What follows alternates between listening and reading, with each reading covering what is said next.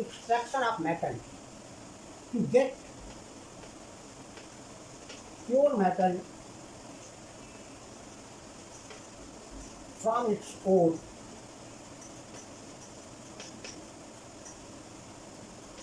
is known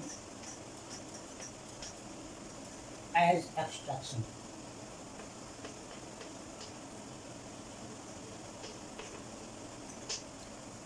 हमने आपको कुछ ओर्स लिखवाई थी और बताया था किस ओर से क्या मिलता है। उसमें कॉपर की भी ओर थी, एल्युमिनियम की भी ओर थी, आयरन की भी ओर थी, तमाम तरह की ओर थी, उसमें से मेटल निकालना। अब देखिए इसमें जो स्टेप्स होते हैं एक्सट्रैक्शन के, 3 स्टेप्स होते हैं।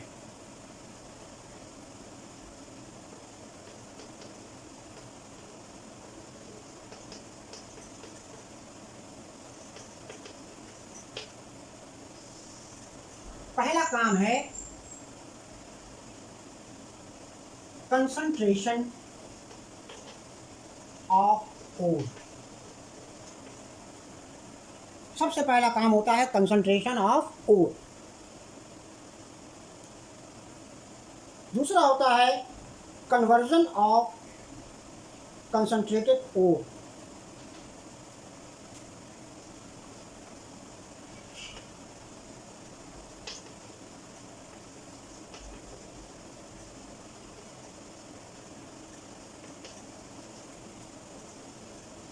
Into metal. सारे स्टेप को स्टेप वाइज समझाया जाएगा, इसका मीनिंग क्या है। थर्ड होता है रिफाइनिंग।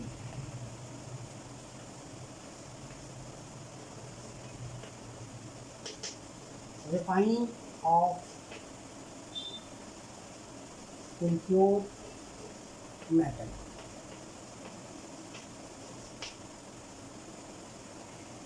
अब सबसे पहला पार्ट है कंसंट्रेशन ऑफ ओर। एक सिंपल सी बात है कि अर्थ के क्रस्ट से अगर कोई भी चीज़ निकलती है, तमाम मिट्टी, बालू, ऐसी चीज़ें उसमें मिक्स रहती हैं। तो कंसंट्रेशन में अनवांटेड इम्प्योरिटीज़ जुड़ी होती हैं। वो होती हैं सैंड, रॉकी मटेरियल, अर्थी पार्टिकल्स, लाइमस्टोन, माइका, ये सब प्रेजेंट रहते हैं। और इसको गैंग बोलते हैं, GANGV, अभी बताया जाएगा। तो सबसे पहला काम, अगर आप जितनी चीज़ें हमने इसमें बताई, सैंड है, सॉयल है, माइका है, रॉकी मटेरियल है, ये सारी चीज़ें, लाइमस्टोन है, तो इनको हम तेज धार के पानी से धोकर के भी दूर कर सकते हैं। तो जब भी हमको कोई भी ओर मिलती है तो उसका पहला काम ये रहता है कि इसको पहले धो धा लिया जाए। तो जैसे मिट्टी है, सैंड है, रॉकी मटेरियल, ये निकल जाएगा, ठीक है। इसके बाद बहुत सारे स्टेप्स होते हैं। ग्राइंडिंग करते हैं, उसको ग्राइंड करते हैं, पाउडरी सब्सटेंस में चेंज किया जाता है, फिर धोया जाता है, फिर भी बहुत सारी अनवांटेड इम्प्योरिटीज़ निकल जाती हैं, ठीक है। इस तरह करके हम ओर का कंसंट्रेशन करते हैं। तमाम मेथड भी है इसमें, उन सब के बारे में जो होगा वो बताया जाएगा। इसके बाद conversion of concentrated ore into metal. जो भी कंसंट्रेटेड ओर आई, जो आपने पहले स्टेप में कंसंट्रेट किया, उसको मेटल में चेंज करना है। ज़रूरत पड़े तो बड़ी बड़ी फर्नेस होती हैं, भट्टियाँ होती हैं, उनमें गर्म किया जाएगा। गर्म करने से भी बहुत सारी इम्प्योरिटीज़ निकल जाती हैं। पानी डालकर गर्म किया जाएगा, उससे भी निकल जाती हैं। फोर्थ फ्लोटेशन प्रोसेस होता है, उसमें कुछ डिटर्जेंट्स का झाग रहता है, ऑयल रहता है, उसमें भी तमाम इम्प्योरिटीज़ निकल जाती हैं। तो उसमें भी कई प्रोसीजर हैं, उससे मेटल बनता है। तो सेकेंड स्टेप में जो मेटल बनता है वो प्योर नहीं होता, वो इम्प्योर मेटल होता है। उस इम्प्योर मेटल को सबसे पहले हम ऑक्साइड्स में चेंज करते हैं। ऑक्साइड में चेंज करने का मतलब ये है ऑक्सीजन से रिएक्शन कराना। तो ऑक्साइड में उसको चेंज करते हैं, और जब ऑक्साइड हमको किसी मेटल का मिल जाए तो थर्ड स्टेप करते हैं रिफाइनिंग ऑफ इम्प्योर मेटल। इसके लिए प्रोसेस है इलेक्ट्रोलिसिस। मान लो जैसे सपोज हाइड्रोजन को आप हाइड्रोजन ऑक्साइड मिला है ना, अब इसको हमें बिल्कुल रिफाइन करना है, हाइड्रोजन निकालना है, तो इसको हम इलेक्ट्रोलिसिस कर देंगे।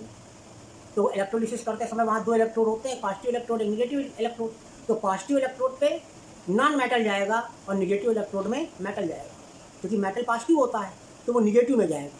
प्लस और माइनस अट्रैक्ट करते हैं, और नॉन मेटल निगेटिव होता है तो वो प्लस हो जाएगा। तो प्लस इलेक्ट्रोड पर जो मिले वो नॉन मेटल है, जो माइनस इलेक्ट्रोड में मिले वो मेटल है। इस तरह हम एक्सट्रैक्ट करते हैं। ठीक है, इतना नोट करिए।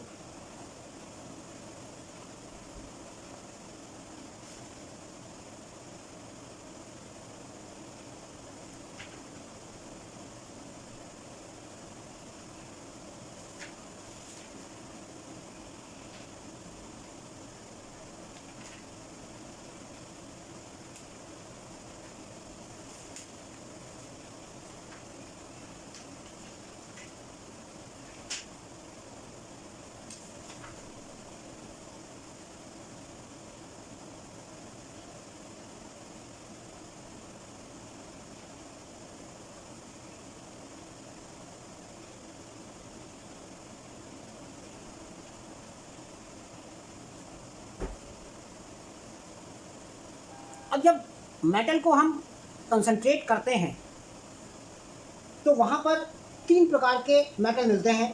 एक होता है हाईली रिएक्टिव, एक होता है मॉडरेटली रिएक्टिव मेटल, और तीसरा होता है लेस रिएक्टिव।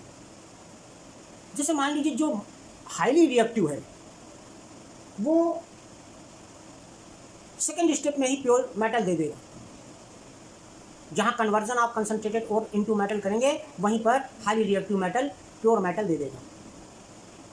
जबकि मॉडरेटली होता है वो पहले कार्बोनेट या सल्फाइड बनाता है, फिर उसको हम मेटेलिक ऑक्साइड में चेंज करते हैं, उसके बाद फिर इलेक्ट्रोलिसिस करके मेटल बनाते हैं।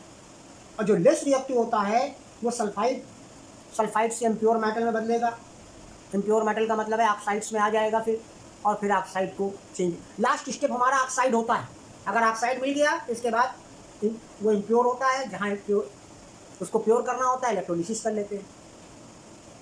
तो कोई भी मेटल कंसंट्रेटेड ओर के बाद ही, जब कोई भी ओर कंसंट्रेट हो जाती है तब आपको ये समझ में आता है कि हाईली रिएक्टिव है, कि मॉडरेटली रिएक्टिव है या लेस रिएक्टिव। देखिए इस चीज़ को हम बताते हैं थोड़ा सा।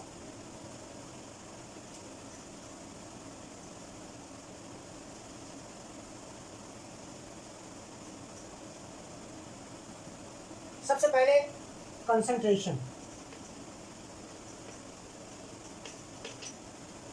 इससे तीन तरह के मेटल मिले, हाईली रिएक्टिव,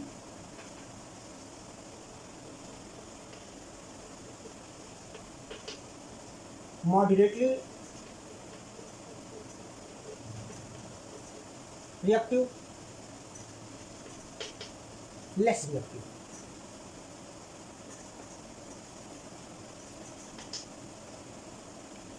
ये क्या करता है, जैसे ही आपने फर्स्ट स्टेप के बाद सेकेंड स्टेप में ऑक्साइड दे देता है। ये क्या करता है, पहले सल्फाइड बनाएगा, कार्बोनेट बना सकता है। जब कार्बोनेट बनाएगा तो इसके बाद ऑक्साइड बनाएगा, और जब ऑक्साइड बनेगा तो फिर प्योर मेटल मिलेगा।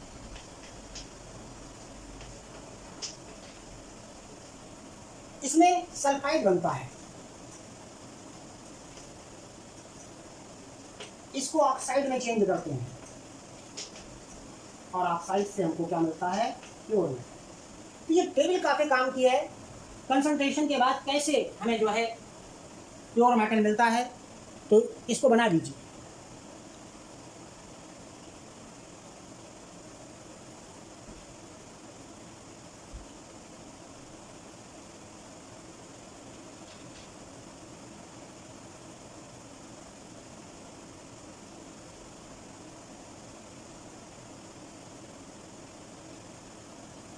बाकी आपके में और कोर्स में कुछ नहीं है, इसका एक्सट्रैक्शन आपको 11th में मिलेगा। सारे मेथड, किस मेथड से किस ओर को प्योर करा जाता है वो यहाँ नहीं है, 10th में नहीं है।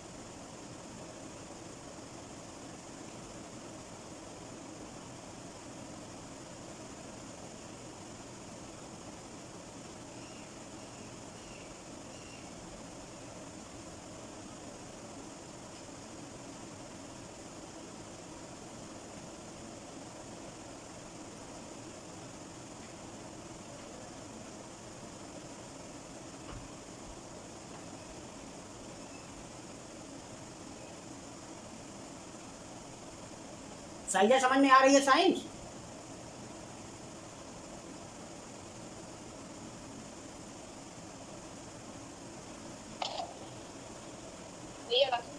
हाँ बेटा।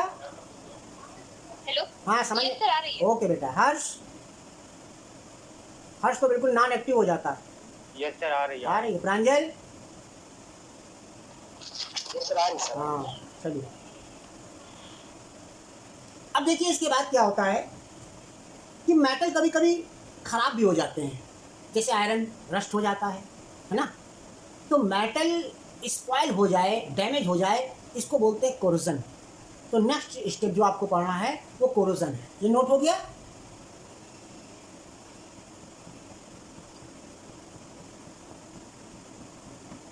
Okay.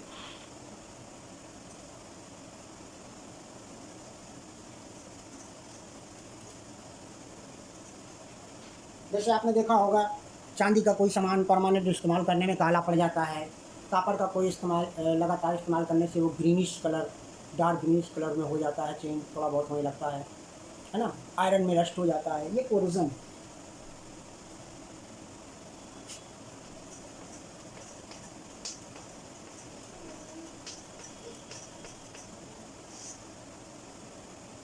The damage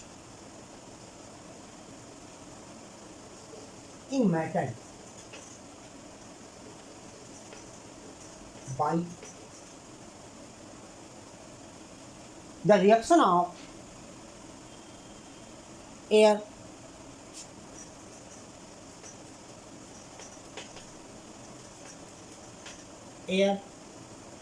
moisture,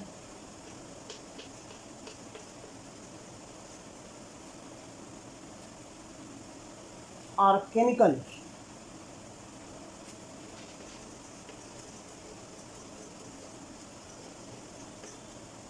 is called corrosion.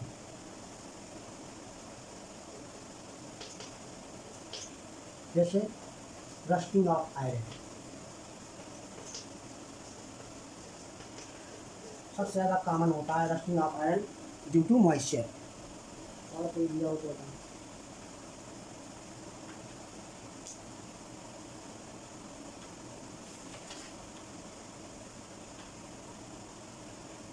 Corrosion of aluminium भी दिया है, नाम नहीं उसका पर्टिकुलर है, जैसे इसका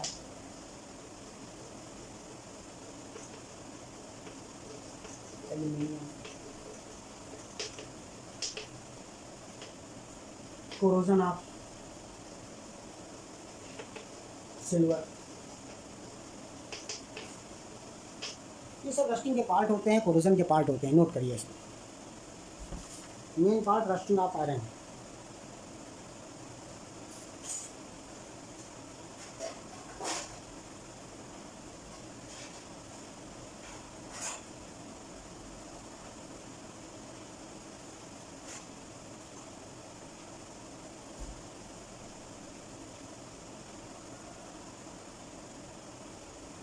कोई भी मेटल अपने नेचुरल रूप से चेंज हो जाए तो वो कोरोजन कहलाता है।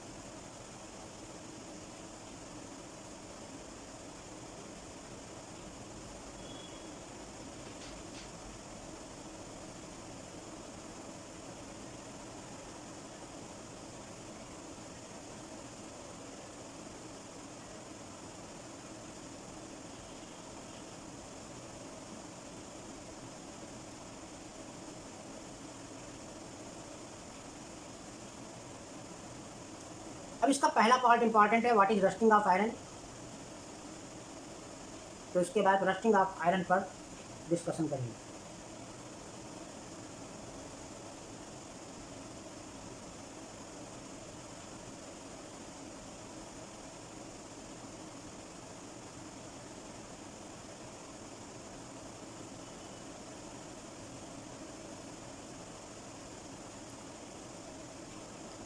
देखिए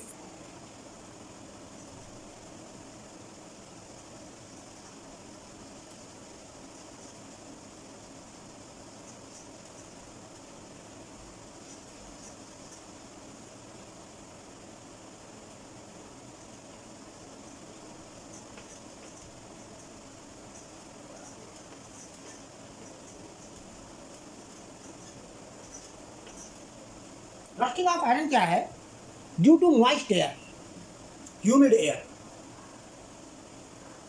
for a long time when iron is contacted, it rusted.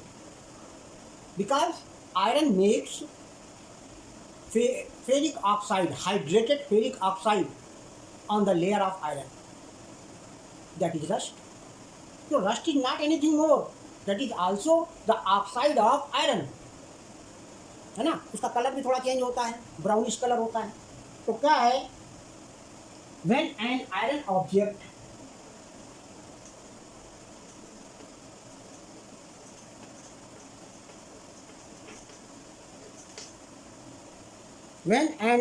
object is left in damp air,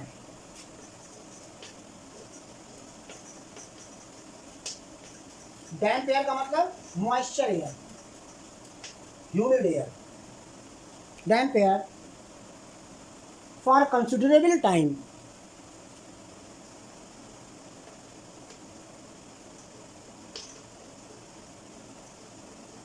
ये नहीं कि आज छोड़ दिया तो कल पानी बरसा तो उसमें रस्ट हो गया, ऐसा नहीं है. For a considerable time it gets converted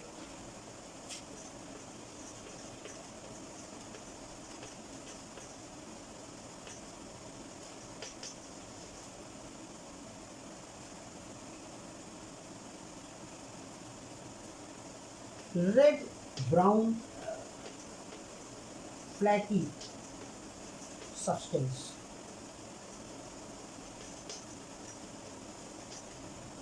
That is known as rusting.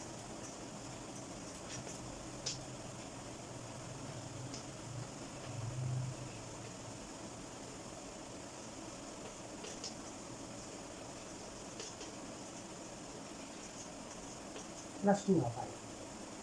बनाता क्या है ये बनाता है red brown flaky substance, that is ferric, hydrated ferric oxide.